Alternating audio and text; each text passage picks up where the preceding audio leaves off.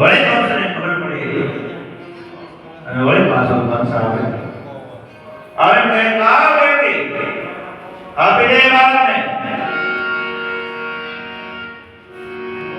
વસુદેવ કહે છે હે કંસ એક બાળકને દિવાલ ઉપર બેસાડ્યું, એક બાળક, બે બાળક, ત્રણ બાળક, ચાર, પાંચ અને 6 બાળકો કંસે મારી નાખ્યા.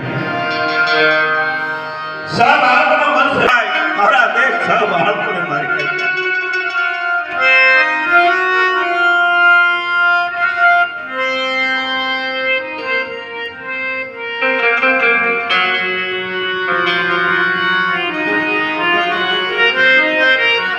બધા પુકાર કર્યો ભગવાન, આટલો ત્રાસ વધ્યો અને ભગવાન વૈકુંઠાધિપતિ અવતાર લેવા માટે તૈયાર થયા.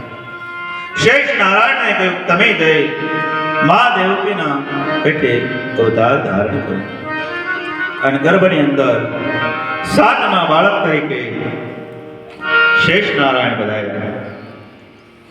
અને ધીરે ધીરે સમય જવા લાગ્યો.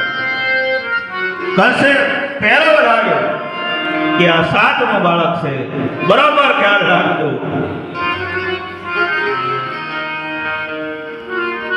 અને ધીમે ધીમે સમય પસાર થતો જાય છે અને દેવકી હવે વસુદેવને બંને હૈયાફાટ મુદન કરે છે. મારા 6 બાળકોને મારા ભાઈ મારા મારી જાય પોતે કંસે જ મારી નાખ્યા છે. હવે આ રાય કોને કરવાની?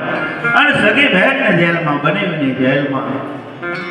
આનાથી વધારે ત્રાસ કયો હોઈ શકે? અને આટલું બધું રુદન કરે ભગવાનથી માનું રુદન જોવાનું નહીં.